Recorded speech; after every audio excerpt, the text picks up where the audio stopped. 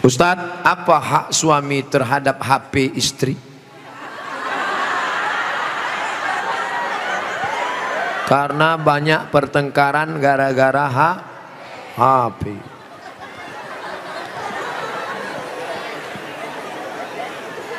Lima hak ibu terhadap bapak. Catat, ingat baik-baik. Pertama, makan. Ibu tadi sudah dikasih makan? Yang kedua, pakaian. Ibu sudah dikasih pakaian? Karena sekarang banyak perempuan yang tidak diberi pakaian oleh suaminya. Tinggi istrinya 175 tapi dikasih kain cuma 50 cm. Kurang kain. Kadang belum selesai di tempat tukang jahit sudah dia ambil.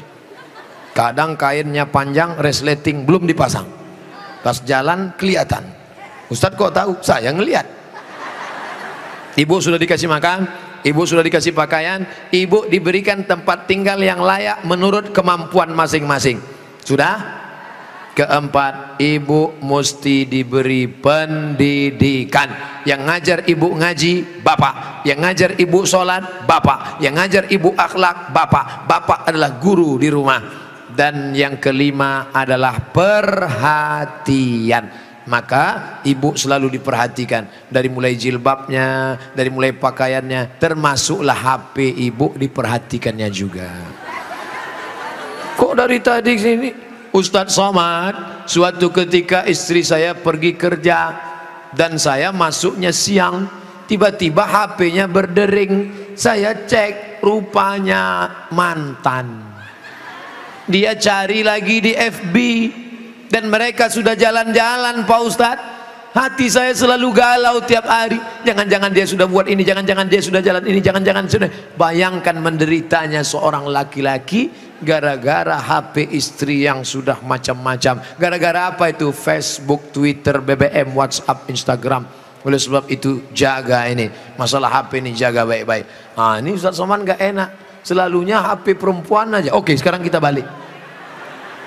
Bagaimana dengan HP bapak-bapak yang lebih banyak perhatiannya ke HP, yang kata-katanya merayu, menggoda? Oleh sebab itu ini mesti dijaga. Kalau tidak, duduk bersama bapak sama ibu, duduk, HP-nya buat baliho besar-besar, judulnya mau dibawa kemana hubungan ini, atau buat besar-besar, jangan ada HP di antara kita. Saya mau nanya Pak Ustadz, gimana caranya mengelola keuangan keluarga secara islami jika suami istri bekerja? Ar-rijal, lagi-lagi Al-Quran. Semuanya yang menyelesaikan masalah ini Al-Quran. Ar-rijalu qawwamuna 'alan nisa. Laki-laki menjadi pemimpin bagi perempuan. Bima anfaqu min amwalihim, karena mereka mengeluarkan nafkah biaya belanja. Makanya harta warisan laki-laki dapat 2 kali bagian perempuan. Ibu kalau 25, bapak dapat 50. Ibu kalau dapat 50, bapak dapat 100. Kenapa? Karena yang menanggung biaya pernikahan mahar bapak, yang menanggung sekolah anak bapak. Sekarang ibu memang anak orang kaya, punya ruko 2, rumah batu jendela kaca, punya bapak yang sudah sakit asma 2 hari lagi meninggal. Kaya. Si bapak juga punya duit yang sama. Bapak punya duit, ibu punya duit, menikah. Apa beda duit bapak dengan duit ibu? Dalam duit bapak ada hak ibu, tapi dalam duit ibu tidak ada hak bapak.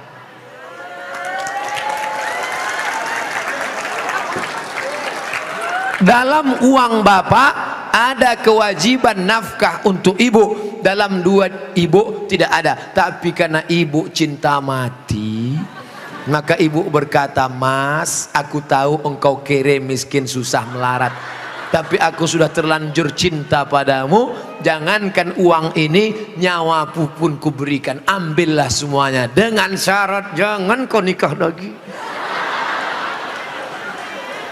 Nah, sudah jelas batasannya. Jadi kalau ada ibu punya kontrakan, PNS, pegawai, punya gaji, ibu tetap ngomong ke suami, "Mas, aku mau kirim uang ini ke anak yatim, mau biaya anak pesantren, mau kasih wakaf beras 1 karung." Tapi ibu ngomong ke bapak itu bukan minta izin, karena uang itu memang punya ibu. Ibu ngomong sebagai adab, sopan santun, tata krama, budi bahasa. Jadi bapak jangan kegeeran. Dan ibu jangan kurang ajar. Mas, ini uangku, ini kos-kosanku, ini rumahku, terserah aku. Kamu mau ikut ya? Kalau enggak, lebih dari kamu bisa aku dapatkan. Jangan, luka hatinya. Galah patah boleh disambung, kaca retak boleh direkat, hati yang sakit kemana obat akan dicari. Nah, oleh sebab itu maka jaga. Saya sudah mengeluarkan untuk biaya keluarga sebagian, sedangkan sebagiannya saya ingin membantu saudara yang kurang mampu. Tapi kadang saya suka berbohong jika untuk membantu keluarga yang memang butuh bantuan. Ini yang nulis pertanyaan bapak apa ibu? Kalau bapak sudah berikan yang 5, makan sudah, pakaian sudah, tempat tinggal sudah, pendidikan sudah, perhatian sudah, sesuai dengan urf.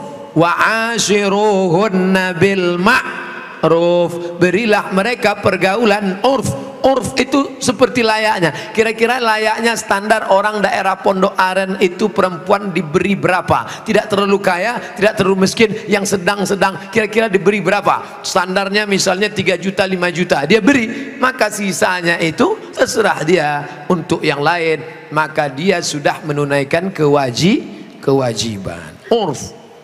Pengambilan hukum ada 10. Quran, hadis, ijma', qiyas, syar'u man qablana, saddu zara'i, qaulu sahabi, istihsan, istisab, urf. Urf, tradisi, kebiasaan. Berapa yang layaknya untuk daerah Pondok Aren? Semoga Ustadz selalu dilindungi Allah, amin. Bagaimana antum menyikapi beda mazhab, khilafiyah, firqah? Bagaimana dengan ayat Allah, wa'tasimu bihablillahi jami'a, wa'tasimu, bersatulah, bihablillah, dengan tali Allah. Yang dimaksud tali Allah itu Islam, Al-Quran dan Sunnah. Adapun ijtihad ulama berbeda-beda, tapi kita di Indonesia sudah disepakati 3. Akidahnya Asy'ari, fikihnya Syafi'i, tasawufnya Sunni, Junaid Al-Baghdadi dan Abu Hamid Al-Ghazali. Saya ulang sekali lagi, Ahlus Sunnah wal Jamaah, akidahnya Asy'ari, fikihnya Syafi'i, tasawufnya Sunni, Abu Hamid Al-Ghazali dan Junaid Al-Baghdadi. Maka kita pegang yang itu. Saya belajar di Maroko 2 tahun, mazhabnya Maliki. Maliki Ahlus Sunnah. Pertama Hanafi, nomor 2 Maliki, nomor 3 Syafi'i, nomor 4 Hambali. Keempat-empatnya Ahlus Sunnah. Tapi ketika saya pulang kampung, saya tidak bawa mazhab Maliki. Kenapa Ustaz tidak pakai mazhab Maliki? Andai saya pulang ke kampung, saya pakai mazhab Maliki. Mazhab Maliki kalau sholat tangannya lepas ke bawah, Allahu Akbar. Fatihahnya pakai baca kiraan Warsh, Alhamdulillahi Rabbil Alamin, Ar-Rahmanir Rahim, Maliki Yaumiddin. Mimnya pendek. Kemudian nggak pakai bismillah, Allahu Akbar, Alhamdulillahi Rabbil Alamin, nggak ada bismillah. Kunut subuhnya sebelum rukuk, walam yakul lahu kufuwan ahad, baca kunut. Kunutnya nggak bunyi. Andai saya buat sholat subuh seperti ini di masjid dekat rumah saya, Allahu Akbar, Alhamdulillahi Rabbil Alamin, Ar-Rahmanir Rahim, Maliki Yaumiddin. Selesai sholat pasti jamaah komplain semua, tolong sholatnya diulang, tadi imamnya ISIS. Menimbulkan fitnah karena mereka tidak tahu. Di sini diajarkan qiraat sab'ah mutawatirah, ditambah 3 masyhurah, ditambah 4 syazah, 14 qiraat dipelajari di sini. Ditambah lagi nagham, bayati, soba, nahawan, sika, jaharka, bayati, ras. Faham mereka tajwidnya. Tapi tidak semua masyarakat ngerti. Andai anak pesantren Al-Quraniyah sholat di luar masjid, dibacanya qiraat lain, walam yakul lahu kufuwan ahad, maka makmum dengar, wah ini aliran sesat ini. Bukan berarti dia salah, tapi dia takut menimbulkan fitnah. Maka dalam masalah-masalah yang kita sepakati, mari kita berlapang dada. Adapun yang kita sudah berbeda, mari kita terima perbedaan selama dia masih Ahlus Sunnah wal Jamaah. Syekh Abdurrahman Sudes, Imam Masjidil Haram, selama di Makkah nggak pernah pakai bismillah jahar. Allahu Akbar. Bismillahirrahmanirrahim. Alhamdulillahi Rabbil Alamin Ar-Rahmanir-Rahim. Tapi begitu beliau jadi imam di Istiqlal, Allahu Akbar, Bismillahirrahmanirrahim. Loh, kok si Abdurrahman Sudes di Istiqlal pakai bismillah jahar? Dia tahu orang Jakarta mazhabnya Syafi'i. Mazhab Syafi'i bismillahnya jahar. Mazhab Hanafi Hambali bismillahnya sir. Bismillahirrahmanirrahim. Mazhab Maliki nggak pakai bismillah sama sekali. Ketiga mazhab ini Ahlus Sunnah wal Jamaah. Tapi kalau mayoritas masyarakatnya Syafi'i, jangan bawa mazhab lain, karena khawatir memecah belah umat. Menjaga persatuan lebih diutamakan daripada mengamalkan mazhab. Begitu yang diamalkan oleh para ulama. Kan ulama mengkategorikan bid'ah ada dua, bid'ah hasanah. Pertanyaannya Ustaz, kan Rasul bersabda kullu bid'atin dhalalah, kullu bid'atin dhalalah wa kullu dhalalatin finnar. Hadis ini kata Imam Nawawi hadisnya umum, hadis umum. Tolong belikan saya ayam, tolong belikan saya ayam. Ayamnya umum, ayam penyet, ayam patah, ayam pop, ayam sungsang, ayam fried chicken, ayam panggang, ayam bakar, ayam kampung, ayam hutan. Ayam apa? Setelah di jalan dia bingung, ini ayam apa? Nelpon sekali lagi, ayam apa? Ayam pop.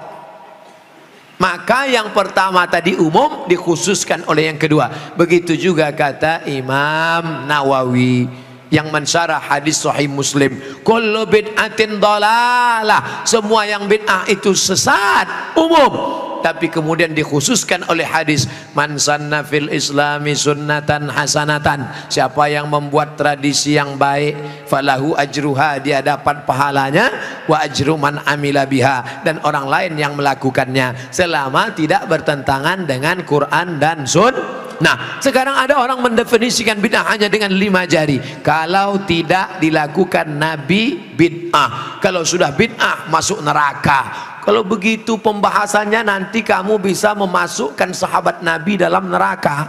Contohnya, ada sahabat Nabi yang sholat dari Isya sampai subuh ayatnya kul huwallah. Walil maghdubi alaihim waladdallin amin. Qul huwallahu ahad Allahu samad. Rakaat kedua qul huwallahu ahad Allahu samad. Rakaat berikutnya qul huwallahu ahad Allahu samad. Rakaat berikutnya qul huwallah. Itu pernah enggak dibuat Nabi? Enggak pernah. Kalau dipakai definisi, kalau enggak dibuat Nabi bid'ah, berarti salat pakai qul huwallah dari Isya sampai subuh bid'ah, masuk neraka. Nama sahabat Nabi yang salat begitu siapa? Qatadah bin Nu'man dalam kitab hadis Musnad Ahmad bin Hambal. Tapi perbuatan itu dibenarkan Nabi, sunnah takririyah. Oke, itu Nabi masih hidup. Bagaimana dengan Abu Hurairah? Abu Hurairah sebelum tidur malam menyimpul tali 2000 simpul tali dipakai bertasbih sebelum tidur malam. Subhanallah, subhanallah, subhanallah, subhanallah, subhanallah. Ada diajarkan Nabi, hai orang-orang beriman, sebelum kau tidur malam ambil tali jemuran, buat 2000 simpul, sebelum tidur petik 2000. Ada? Tidak ada. Jadi kalau didefinisikan, kalau tidak dibuat Nabi bid'ah, engkau sudah memasukkan sahabat Nabi ke dalam neraka, karena definisi yang singkat, yang pendek, pemiskinan. Oleh sebab itu ulama faham, sudah saya tulis lengkap dengan dalil-dalilnya, 444 halaman terkait masalah bid'ah. Tidak semudah itu saudaraku. Ada namanya Imam Ibnu Taimiyah. Imam Ibnu Taimiyah kalau selesai sholat subuh dia tidak keluar masjid, dia melihat ke atas membaca Al-Fatihah sampai terbit matahari. Bismillahirrahmanirrahim, alhamdulillah rabbil alamin, arrahmanirrahim, maliki yaumiddin, iyyaka na'budu wa iyyaka nasta'in, sampai terbit matahari. Itu tidak pernah dilakukan Nabi. Kalau dipakai definisi, kalau tidak dilakukan Nabi bid'ah, berarti Ibnu Taimiyah sudah membuat bid'ah karena membaca Al-Fatihah dari sejak sholat subuh sampai terbit matahari. Maka jangan katakan bid'ah kalau tidak dibuat Nabi bid'ah. Ini tidak betul. Yang betul adalah kalau tidak ada dalilnya bid'ah. Selama ada dalil hadis qauli, hadis fi'li, hadis takriri, perbuatan sahabat, qiyas, ijma', maka perbuatan itu tidak bid'ah. Bagaimana pandangan Ustadz dengan laki-laki yang berambut panjang? Apakah itu termasuk menyerupai perempuan? Saya belajar ke salah seorang syekh. Ketika itu ada yang nanya, "Syekh, apa betul Nabi Muhammad itu rambutnya panjang?" Maka syekh menjawab, Nabi Muhammad itu tinggalnya di gurun pasir.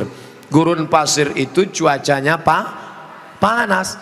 Maka kalau rambutnya pendek, nanti cahaya matahari kena ke kepala, maka dia bisa pusing, panas, dehidrasi, kurang cairan. Makanya Bapak Ibu ketika di Makkah disuruh pakai topi, pakai payung supaya jangan kena panas. Nabi kepalanya ditutup dengan 3. Yang pertama rambutnya. Rambut Nabi itu dari depan panjang sampai ke belakang. Yang kedua ditutup dengan qalansuah, topi. Setelah itu ditutup dengan imamah sorban.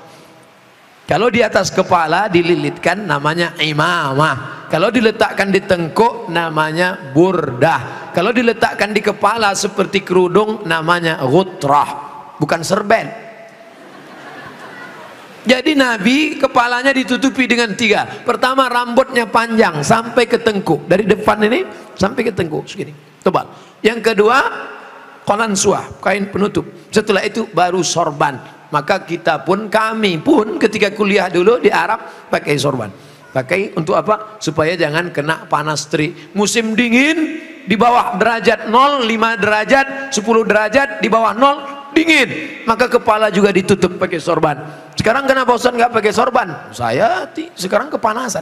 Tapi saya tidak menyalahkan para habaib pakai sorban. Mereka mengikuti sunnah Nabi Muhammad sallallahu alaihi wasallam. Nah, jadi kalau ada laki-laki berambut panjang, tapi rasanya di tempat kita rambut panjang bukan untuk menutup kepala biar supaya jangan panas.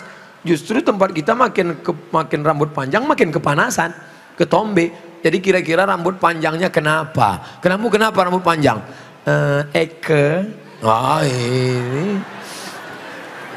Tapi tidak semua yang berambut panjang itu karena mengikuti perempuan. Jadi tidak bisa kita hukum serta-merta kalau rambut panjang LGBT. Enggak. Maka yang LGBT itu kalau menyerupai perempuan, la'anallahul mutasyabbihin minar rijal bin nisa.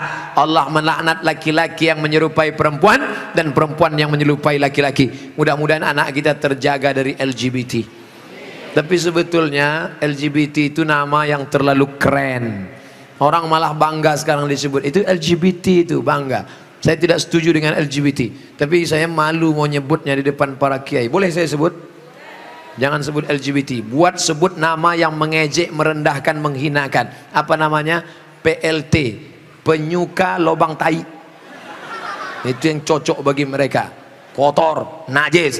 Zaman Nabi LGBT ini hukumannya man wajadtumuhu ya'malu amala qaumi Lut. Kalau kamu menangkap ada orang yang melakukan perbuatan Nabi Lut, faqtulul fa'il wal maf'ul, pancung kepalanya, hukum mati. Untung dia hidup bukan zaman Nabi Muhammad. Kalau hidup zaman Nabi habis, selesai. Bapak Ibu yang dimuliakan Allah Subhanahu wa taala, Ustadz berani ngomong gini apa enggak takut nanti ditangkap bencong? Ngapain takut? Banyak yang bela saya. Tapi pas pulang nanti sendirian ngeri juga ini. Insyaallah wa ta'awanu 'alal birri wat taqwa, saling tolong menolong dalam kebaikan dan ketakwaan, wala ta'awanu 'alal itsmi wal udwan. Ingatlah saudaraku, ada satu kampung namanya kaum Sadum. Pernah dengar kata Sadum?